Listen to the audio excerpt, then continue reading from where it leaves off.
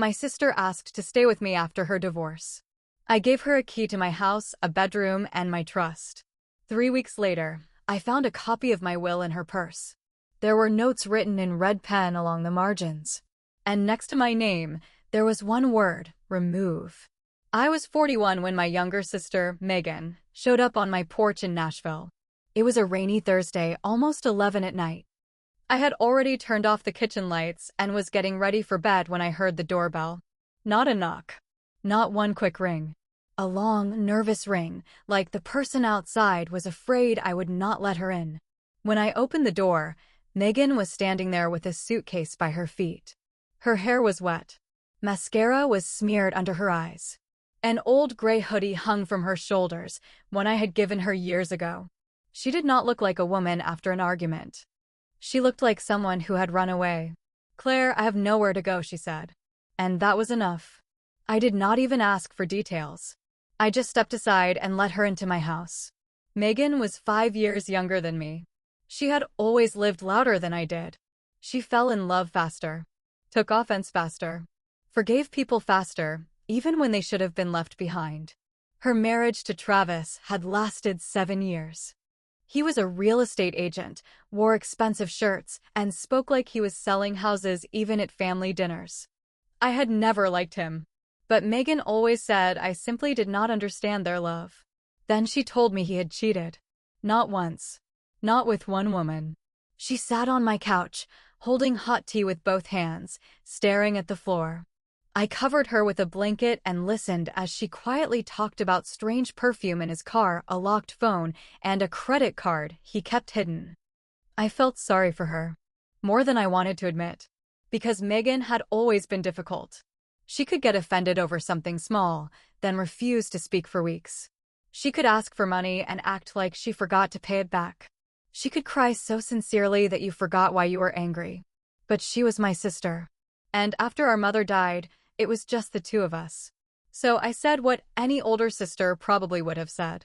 "Stay as long as you need." She looked up at me. "Really?" "Yes. The guest room has clean sheets. We'll figure everything out tomorrow." She started crying. She hugged me so tightly I could feel her shaking. And in that moment, I thought I was doing the right thing. For the first few days, everything was almost peaceful. Megan slept a lot. She helped me cook dinner. She walked my dog, Buddy. She kept saying she was ashamed to be a burden, and I kept telling her she was not one. I worked as a financial advisor at a small firm. I had a steady schedule, a quiet home, and a life I had spent years rebuilding. After a painful divorce at 36, I no longer rushed into trusting people. But I trusted Megan. Because blood is a strange thing. It makes you open the door, even when something inside you whispers to be careful. The first strange moment happened during the second week. I came home early because a client had canceled a meeting. The door to my home office was slightly open. Megan was standing inside. She was holding a folder with my documents. When she saw me, she closed it quickly. "I was looking for a charger," she said. "In my office. Inside a drawer full of legal papers." I felt a slight tightness under my ribs, but I forced myself to smile. "There's no charger in there." She laughed too quickly. "Yeah, I figured that out. Sorry. My head isn't working right." I wanted to believe her. So I did. 2 days later, she asked if I had life insurance. She said it casually while we were loading the dishwasher. "After everything with Travis, I keep thinking about security," she explained. "You're alone. You need to have everything in order." It sounded caring. Almost. I told her everything was handled. She nodded, but her eyes stayed on me a little longer than they should have. That night, I locked my office for the first time. The next morning, the key was gone. I found it an hour later under the hallway rug. Megan said Buddy had probably been playing with it. That was ridiculous, because Buddy was a 12-year-old Labrador who barely played with his favorite toy anymore. But once again, I stayed quiet. Because I did not want to think badly of my sister, who had just lost her marriage. Then, on Saturday, she asked me to drive her to the pharmacy. We got into my car, and she placed her purse on the back seat. When we pulled up, her phone rang. She turned pale when she saw the name on the screen. It's Travis, she whispered. Give me a second. She jumped out of the car and walked toward the entrance. And her purse fell onto the floor. I leaned over to pick it up. The zipper was open. The edge of a familiar blue folder was sticking out. My blue folder. The one that had been inside my locked office. I pulled it out slowly, already knowing I did not want to see what was inside. On the first page was my will.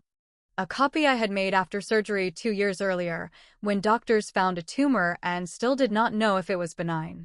There were red marks in the margins. Next to the section about the house, someone had written, "Transfer to M." Next to the section about my mother's charity fund, "Cancel." And beside my attorney's name, there was a note, "Replace before signing." I sat in the car with the open folder on my lap. My heart was pounding so loudly I could not hear the rain. Then the back door of the car opened. Megan sat beside me, looked at the folder in my hands, and stopped breathing. And behind her, near the pharmacy entrance, stood her ex-husband, Travis. Megan stared at the folder in my lap. For a few seconds, neither of us moved. Rain tapped against the windshield. The pharmacy sign glowed red through the glass. Travis stood near the entrance with his hands in his coat pockets, watching us like he had been waiting for this exact moment. "Megan," I said slowly, "why is my will in your purse?" Her mouth opened, but no words came out. That scared me more than any excuse could have. Because Megan always had words. She had explanations for everything. Late rent. Missing money. Broken promises. Hurt feelings. She could talk her way through smoke and make you question whether there had ever been a fire. But now she was silent. I looked down at the page again. Transfer to M, cancel. Replace before signing. My hands felt numb. Answer me, I said. Megan blinked fast. I can explain. That sentence almost made me laugh. Because nobody says that when the truth is simple. I turned toward the pharmacy entrance. Is Travis part of this? Her face changed. Just slightly. But I saw it. She looked over her shoulder, and Travis looked away too quickly. He pretended to check his phone, but his body stayed angled toward my car. Megan, I whispered, what did you do? She reached for the folder. I pulled it back. No, I said. You don't get to touch this. Her eyes filled with tears then. Real tears, or the kind she used when she needed someone to soften. I could not tell anymore. Claire, please. You don't understand what he's doing to me. Who? Travis. I looked past her again. The man still had not left. You said you were divorcing him. I am. Then why is he here? She wiped under her eye with her sleeve. He followed me. It sounded possible. It also sounded rehearsed. Before I could answer, Travis started walking toward the car. Megan grabbed my arm. Don't talk to him. That was the first thing she said that felt completely honest. Travis stopped beside my window and smiled like we had met for brunch instead of in a pharmacy parking lot during the worst moment of my life. I cracked the window only an inch. Claire, he said. I think we all need to calm down.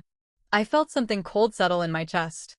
People who say, calm down, usually know exactly why you are upset. Why do you know I'm here? I asked. He glanced at Megan. She called me.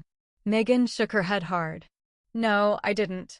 He smiled again, but this time it did not reach his eyes. Meg, don't start. I looked between them. Suddenly, the divorce story did not feel like a clean break. It felt like a door they had left open. Maybe for money. Maybe for control. Maybe for something I had not understood yet. I rolled the window up and locked the doors. Travis's smile disappeared. Megan whispered, Claire, drive. So I did. I pulled out of the parking lot too fast, tires hissing over wet pavement. Travis stayed behind us, but in the rearview mirror I saw him lift his phone. He's going to call, Megan said. Good, I said. He can talk to the police. She turned toward me so sharply her seatbelt locked. No. Please don't do that. My grip tightened around the wheel. Why not? Because it will make everything worse. For who? She did not answer. That silence told me enough. I drove home without speaking. Megan cried quietly beside me, but I did not comfort her this time. I kept seeing the red notes on my will. My house. My mother's fund. My attorney's name. Someone had gone through my life like it was a checklist. And my sister had carried the list in her purse. When we got home, I took the folder and went straight to my office. Megan followed me down the hall. Claire, please just listen. I turned around. Were you in my locked office? She swallowed. Yes. The truth hit harder than I expected. Did you steal the key? I borrowed it. You hid it under the rug. Her face crumpled. I panicked. I stared at her, trying to find my sister inside the woman standing there. The girl who used to crawl into my bed during thunderstorms. The teenager who cried when mom got sick. The woman who had shown up on my porch with a suitcase and broken eyes. But all I could see was the folder. What are these notes? I asked. She looked at the floor. They're not mine. Then whose are they? Her shoulders began to shake. Travis made them. I waited. He said your documents were old. He said you were vulnerable. He said if something happened to you, the state and lawyers would take everything. My stomach turned. If something happened to me? Megan looked up, terrified. I didn't mean it like that. But he did. She covered her mouth. That was when my phone buzzed on the desk. A text from an unknown number. No greeting. No explanation. Just one sentence.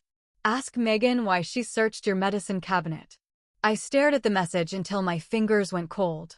Ask Megan why she searched your medicine cabinet. For a moment, I forgot Megan was standing in front of me. Then I slowly looked up. Her face had changed again. Not shocked. Not confused. Scared. Why would someone send me this? I asked. Megan's eyes moved to my phone, then back to my face. I don't know. But she said it too quickly. I held the phone tighter. Did you go through my medicine cabinet? She rubbed her hands against her jeans, like she was trying to wipe something off. I was looking for aspirin. In my bathroom? You told me to make myself at home. That sentence made something inside me harden. Because yes, I had. I had given her food, towels, a bedroom, a house key, my trust. And now she was using my kindness like a permission slip. I stepped past her and walked to my bedroom. She followed me. Claire, don't do this. I opened the bathroom door and checked the cabinet. At first, nothing looked strange. Toothpaste, face cream, allergy pills, vitamins. The orange prescription bottle from my surgery 2 years ago sat on the second shelf, where it always had. Then I noticed the label was turned outward. I never left it that way. I picked it up. The bottle felt too light. My stomach tightened. I opened it and counted the pills. 4 were missing. They were old pain pills from after my tumor removal. I had kept them because I forgot they were there, not because I used them. They had been sitting untouched for almost 2 years. I turned around. Megan was standing in the doorway, crying again. But this time, I did not move toward her. Why are 4 pills missing? She covered her mouth with one hand. I didn't take them. Then who did? She shook her head. I don't know.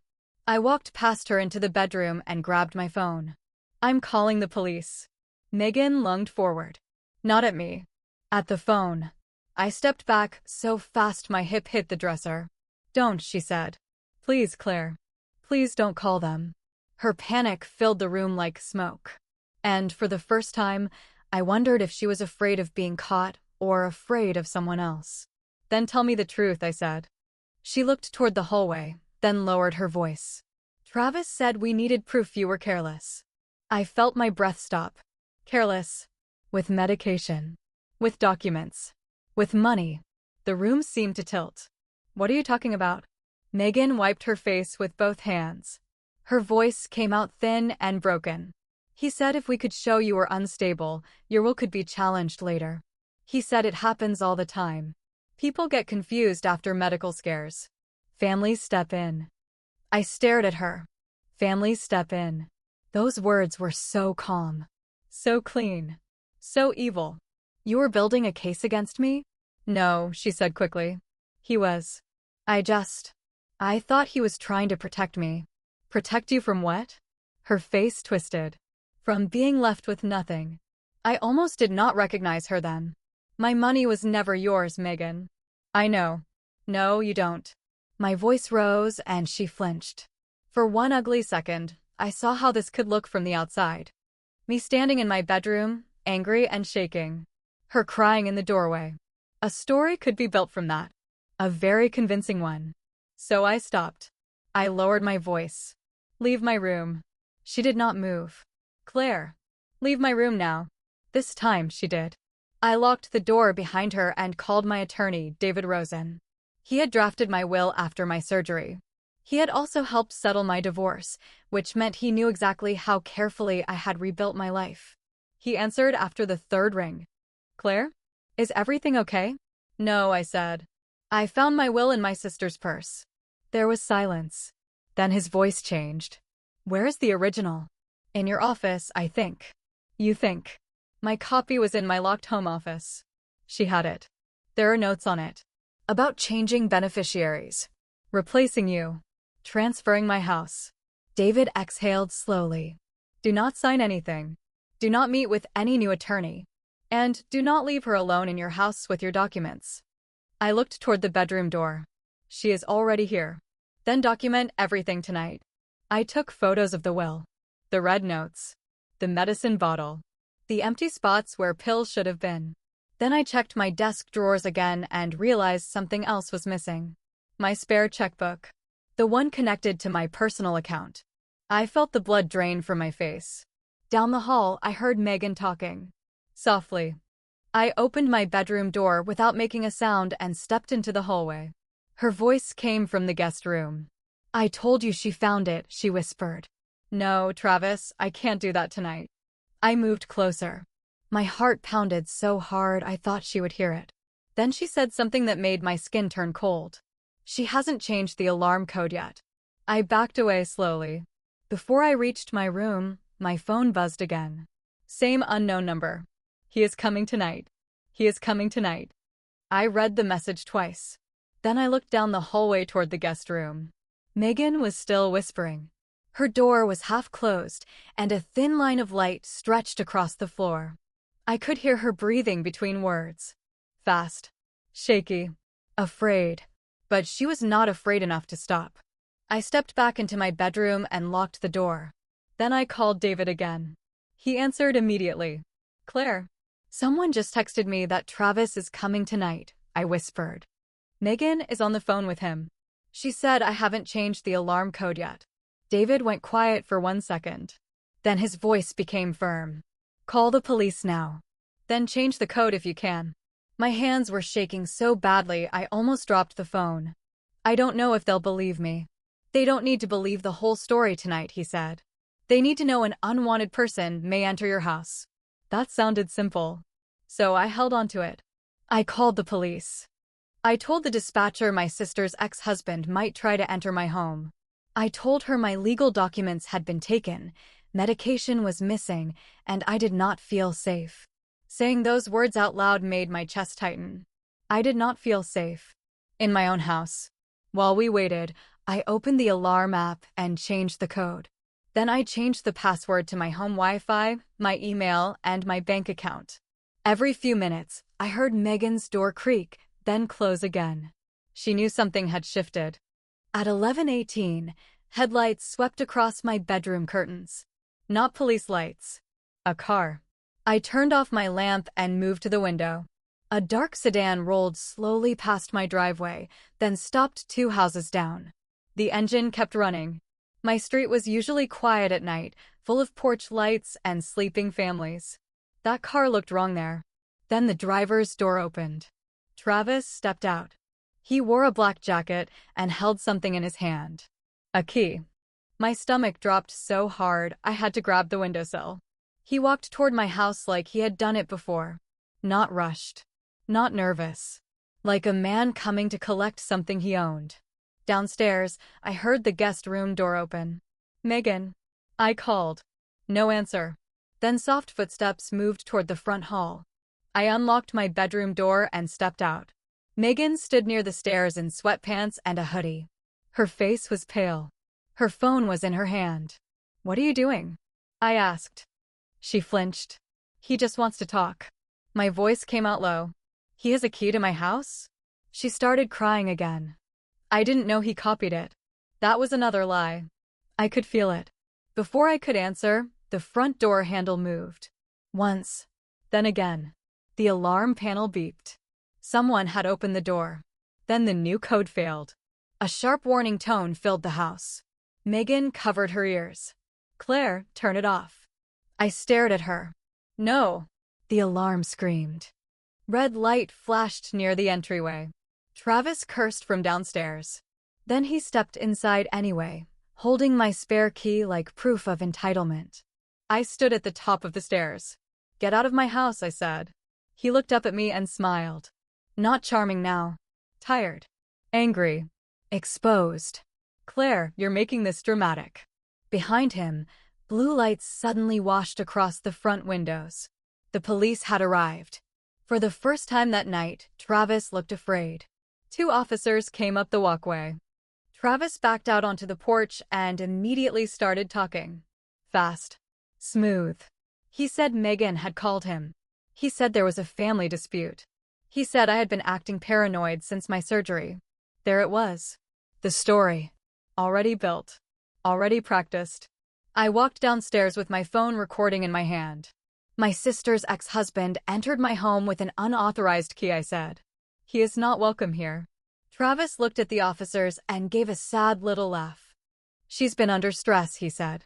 We're worried about her. Megan stood behind me, crying silently. And for one horrible second, I saw the trap. If I yelled, I looked unstable. If I cried, I looked unstable. If I defended myself too hard, I looked unstable. So I stayed calm.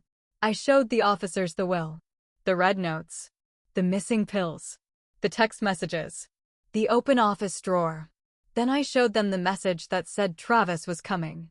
One officer looked at Travis. Do you have permission to be here tonight? Travis's mouth tightened. Megan invited me. The officer turned to me. Does Megan own or rent this house? No, I said. That one word felt like a door closing. Travis was told to leave. The officers took notes, gave me a report number, and told me to consider changing the locks that night. They could not arrest him for everything. Not then. But they made him hand over the key. He placed it in my palm with a smile only I could see. This is going to make you look worse, he whispered. After he left, Megan collapsed on the couch. I'm sorry, she sobbed. I stood across from her, holding the key. Are you? She nodded, shaking. Then tell me who sent those messages. Her crying stopped. That silence answered before she did. You know who it is, I said. She wiped her face and whispered, It's not who you think. Then my phone buzzed again. Same unknown number. This time, there was a photo. A screenshot of an appointment confirmation. Tomorrow morning, 9:30 a.m.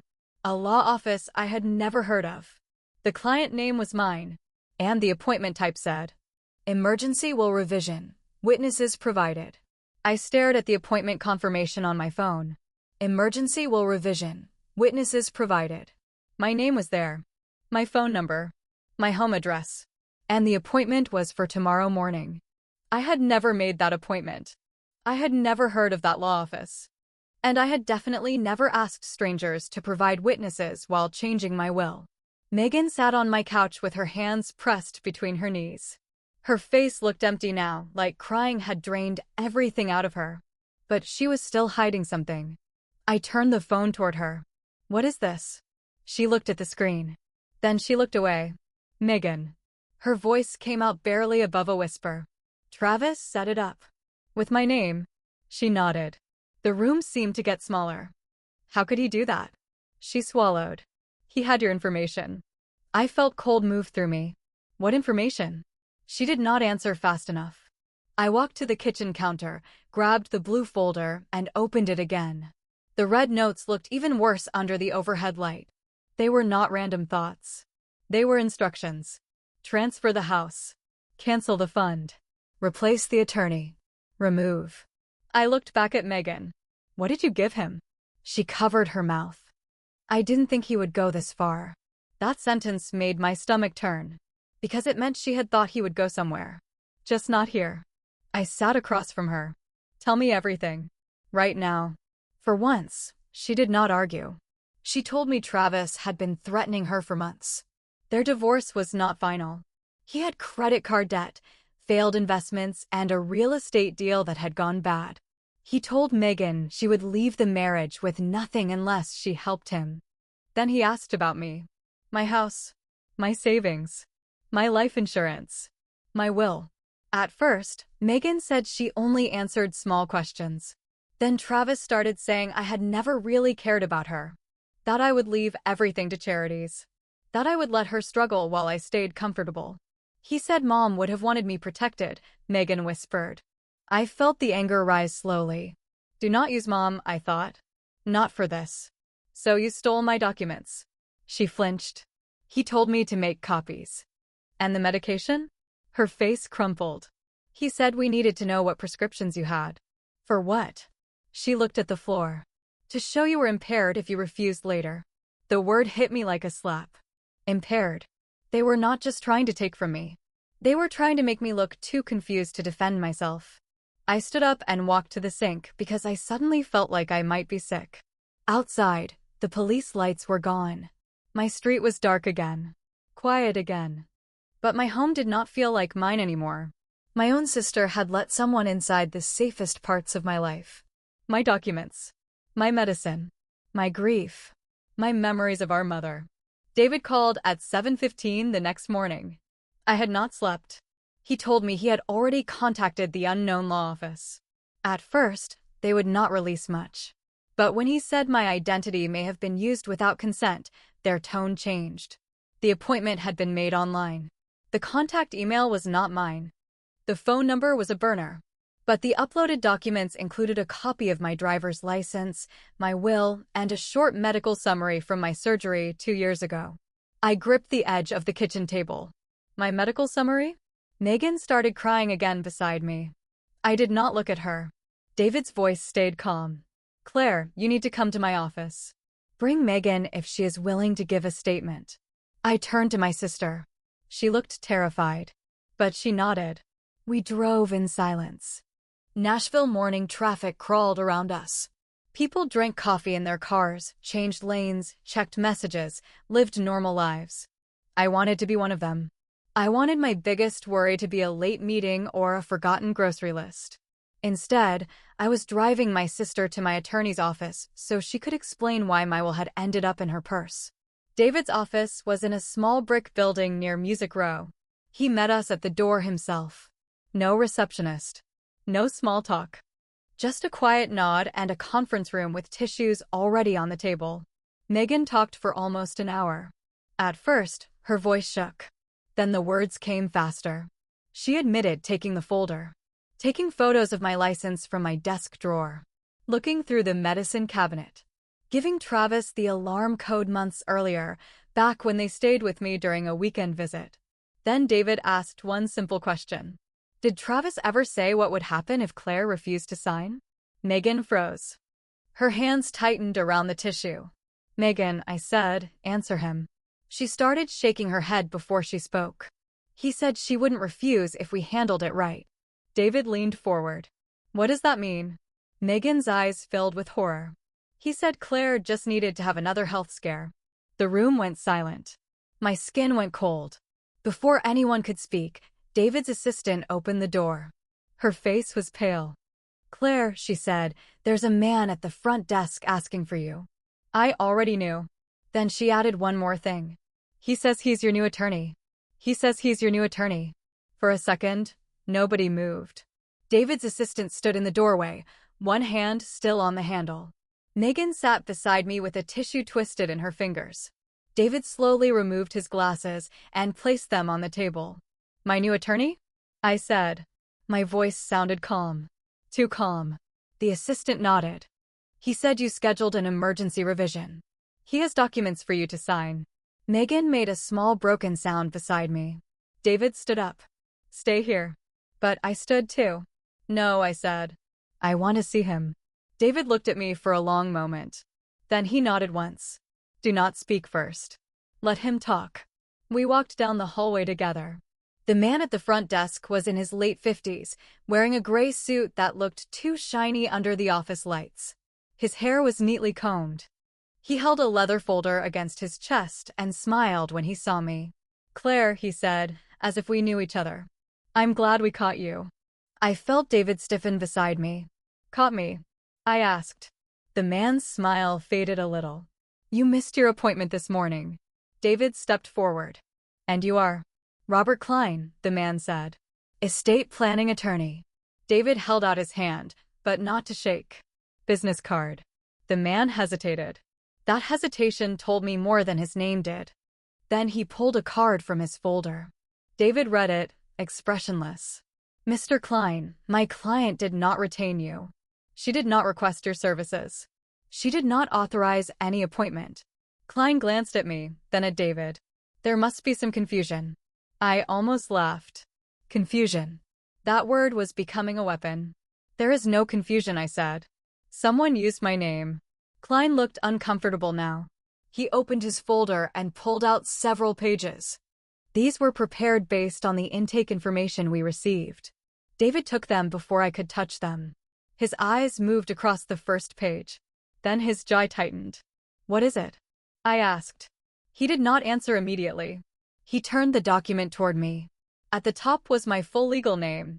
Below it was a draft document titled, Revocation of Prior Will and Testament. My stomach dropped. David flipped to the next page. A new will. My house, savings, and insurance benefits were to pass primarily to Megan. My mother's charity fund was removed entirely. David was replaced as my attorney contact. And there was a note about my recent cognitive and emotional difficulties following medical treatment. I felt the hallway tilt. They had written my weakness before I even walked into the room. Klein cleared his throat. We were told this was urgent. By whom? David asked. Klein looked at me again. The request came from your sister's representative. My sister does not have a representative, I said. His face changed. That was when we all heard Megan crying from the conference room. Not soft crying now. A full, panic sob. I turned and rushed back. Megan was standing by the table, staring at her phone. Her whole body was shaking. He sent it, she whispered. Who sent what? She turned the phone around. It was a message from Travis. You had one job. Now I use the recording. My blood went cold. What recording? David asked. Megan squeezed her eyes shut. I didn't know he kept it. Megan, I said, what recording? She sank into the chair. A call, she whispered. From last month. David closed the door behind us. What was on the call? Megan could barely look at me. He made me say you were forgetting things. That you mixed up dates. That you left the stove on. That you had been acting strange since the surgery. The room went silent. I remembered every dinner I had cooked for her. Every cup of tea. Every time she had looked across my kitchen table with sad eyes, letting me believe she needed safety. All the while, she had been helping build a cage around me. Was any of it true? David asked. No, she said quickly. No. He told me it was just backup. Backup for stealing my life? I said. She flinched like I had slapped her. I know. I know what I did. But knowing did not undo anything. My phone buzzed then. Unknown number. This time there was no warning. Just an audio file. David took my phone and played it on speaker. Travis's voice came first. Just say what we discussed. Then Megan's voice. She's been different. Confused sometimes. Emotional. I'm worried she doesn't understand her own decisions. My chest hurt so badly I had to sit down. Then Travis said, and if Claire refuses to update her will? Megan's voice trembled. Then we may need to intervene for her own protection. David stopped the recording. His face was controlled, but his eyes were furious. This is coercion, he said. And identity misuse. Possibly attempted financial exploitation. Megan began crying again. But I had no tears left for her. Not then. David asked his assistant to make copies of everything Klein had brought. Then he asked Mr. Klein to remain available for a formal statement. Klein suddenly looked like a man who had walked into a fire carrying gasoline. By early afternoon, we had a folder full of evidence. The fake appointment. The forged intake forms. The draft will. The recording. The texts. The police report from the night before. David told me the next step was to file for a protective order against Travis and notify the bank, insurance company, and county records office. He also wanted me to revoke any old document that could be misused. Then he turned to Megan. "And you need your own attorney." She nodded without lifting her head. I drove home alone that evening. Megan stayed at David's office, waiting for a legal aid referral and a friend from her support group. I did not ask where she would sleep. For the first time in my life, I let that be her problem. When I pulled into my driveway, a locksmith was already waiting. He changed every lock before sunset. Front door, back door, garage entry, office door. Each click of a new lock sounded like a small piece of myself returning. But when he left, I stood in my hallway and looked at the guest room. The bed was still unmade. Megan's suitcase was gone. But on the pillow lay a folded piece of paper. I opened it slowly. It was a copy of our mother's old handwritten recipe for peach cobbler. At the bottom, Megan had written one sentence. "I'm sorry I let him make you the enemy." I wanted that sentence to fix something. It didn't. Then my phone rang. No caller ID. I should have ignored it. But I answered. For 3 seconds, there was only breathing. Then Travis whispered, "You think paperwork can protect you from family? You think paperwork can protect you from family?" Travis's whisper sat in my ear like a dirty hand. For a second, I could not breathe. Then I remembered what David had told me. Do not argue with people who want a reaction. Record. Save. Document. Survive. So I stayed quiet. Travis laughed softly. "You always thought you were smarter than Megan," he said. "That's why she helped me." My fingers tightened around the phone. "She helped you because you scared her," I said. "No," he whispered. "She helped me because she knows what you are." I closed my eyes. There it was again. The same trap. Make me defend myself. Make me angry. Make me sound unstable. So I ended the call. Then I saved the number as evidence and sent a screenshot to David. For the next 2 days, my life became a list of locks, calls, and warnings. I changed every password again. I froze my credit. I notified my bank. David contacted my insurance company and sent formal letters to every office connected to my estate documents. I moved through it like a woman underwater. Everything looked normal from the outside. My house still had clean windows. My lawn still needed trimming. Buddy still slept by the back door with his gray muzzle on his paws. But inside, nothing felt normal. Every sound made me turn. Every car slowing down outside made my stomach twist. And every time my phone buzzed, I expected another piece of my life to be used against me. Megan called me 3 times. I did not answer. Then she left a voicemail. Her voice sounded small. "Claire, I know you don't owe me anything. I just wanted you to know I gave David everything. All the texts. All the emails. Even the recordings I had. I'm not asking you to forgive me. I'm trying to stop him." I listened to it twice. Then I deleted nothing. That was the strange part of betrayal. Even when someone broke your trust, a piece of you still wanted proof they had a heart. Not enough to let them back in. Not enough to pretend it was okay. Just enough to make the pain more complicated. The protective order hearing happened on Friday morning. Travis arrived in a dark suit, looking calm and insulted. He brought an attorney. Megan came with a legal aid lawyer and sat on the opposite side of the room from him. She looked thinner than she had 5 days earlier. Travis did not look at her. He looked at me, like I was the problem he had failed to solve. David presented the texts, the unauthorized key, the fake law appointment, the draft will, the recording, and the police report.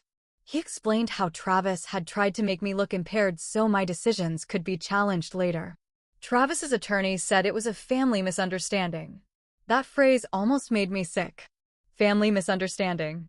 As if people accidentally steal documents. Accidentally copy keys. Accidentally draft a new will. Accidentally plan to erase a woman from her own life. Then Megan stood up. Her hands shook as she took the oath. For a moment, I thought she would fold. Travis finally looked at her, and his face softened in that practiced way men use when they know exactly where a woman's guilt lives. But Megan did not look at him. She looked at the judge. And she told the truth. She admitted he pressured her. She admitted she took my folder. She admitted he told her I could be guided into signing if I felt isolated, scared, or confused. She admitted he wanted my house because he had already promised it as collateral for a private loan. My breath stopped. David turned sharply toward her. "What loan?" he asked. Megan's voice broke. "I didn't know until yesterday." Travis shifted in his seat. For the first time, his calm cracked. Megan continued. "He borrowed money from someone named Blake Harrow. He told him Claire's house would be available soon." The courtroom went quiet. Available soon. Those two words crawled over my skin. Not inherited one day. Not possibly transferred. Available soon. The judge granted the protective order that afternoon. Travis was ordered to stay away from me, my home, and my workplace. He could not contact me directly or through another person. Megan received one too. I should have felt safe. Instead, I felt like we had opened a door into something darker. Outside the courthouse, Megan tried to approach me. I stepped back. She stopped immediately. "I didn't know about the loan," she said. I looked at her, and for once, I believed that part. But belief was not forgiveness. "You still gave him the map," I said. Her face crumpled. "I know." I walked away before her tears could pull me back into old habits. That evening, David called while I was feeding Buddy. His voice was tight. "Claire, I looked into Blake Harrow." I set the dog bowl down slowly. "And? He's not a bank. He's not a licensed lender. He's connected to several real estate fraud complaints in Tennessee and Kentucky." My kitchen went silent around me. "There's more," David said. I gripped the counter. "Tell me." He paused. "Travis did not only promise him your house.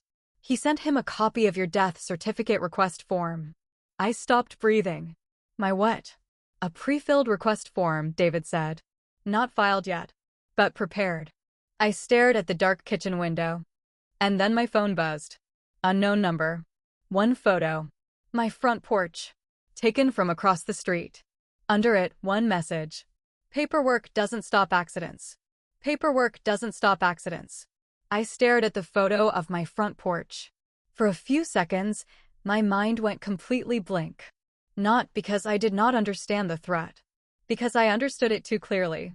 Someone had been outside my house. Close enough to see my porch light. Close enough to see my front door. Close enough to remind me that legal papers were not walls. My first instinct was to run outside. Then I stopped. That was exactly what people like Travis wanted. Panic. Noise. A bad decision they could point to later and say, "See? She's unstable." So I locked the kitchen door. I grabbed Buddy's collar. Then I called 911 and sent the photo to David. The dispatcher told me to stay inside. I stood in the hallway, holding my old dog close, listening to every sound outside. A car passed slowly. Then another. The porch light flickered against the window. For the first time, I understood that safety was not a feeling. It was a plan. The police arrived 9 minutes later. They searched the yard, the driveway, the side gate, and the street. Whoever had taken the photo was gone. But my neighbor across the road, Mrs. Ellison, had a camera facing the street. And her camera saw the car. A black pickup had stopped across from my house for almost 6 minutes. The driver never got out. But the passenger window lowered, and a phone lifted toward my porch. When the officer zoomed in, my stomach turned. The passenger was Travis. The driver was a man I had never seen before. David saw the footage the next morning. "That's Blake Harrow," he said. The name landed like a weight in the room. The private lender.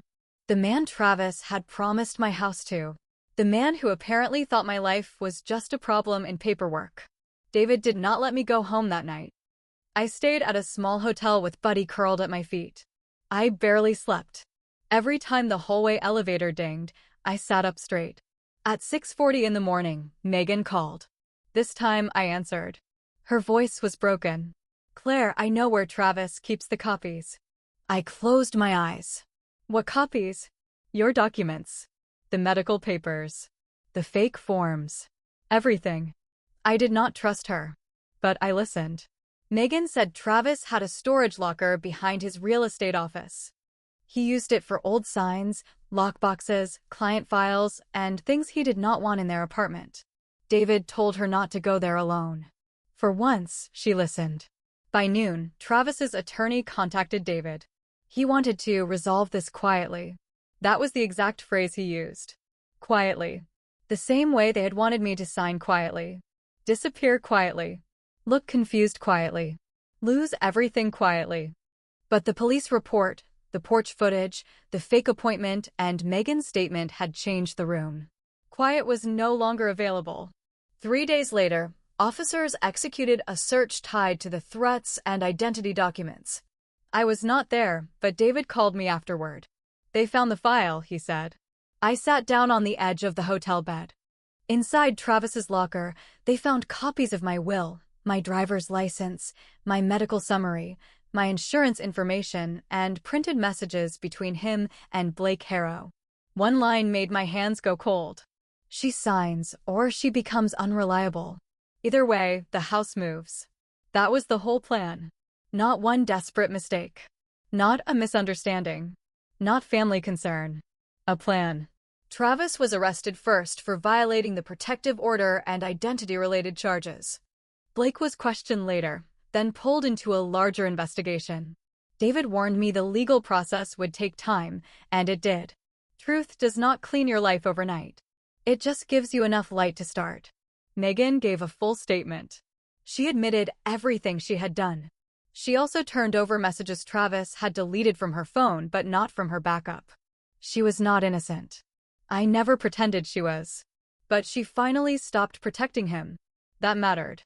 It just did not erase the damage. I sold the house 6 months later. People were surprised by that.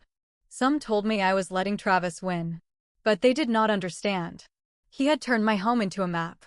Every hallway held a memory of something stolen. I did not sell it because I was weak. I sold it because I wanted peace more than proof. David helped me update every legal document. My will, my insurance, my medical directive, my beneficiaries. This time, nothing sat in an unlocked drawer. Nothing depended on someone being kind. Megan and I did not go back to normal. Maybe we never will. She entered counseling. She found a small apartment. She sent me letters for months, but I only read some of them.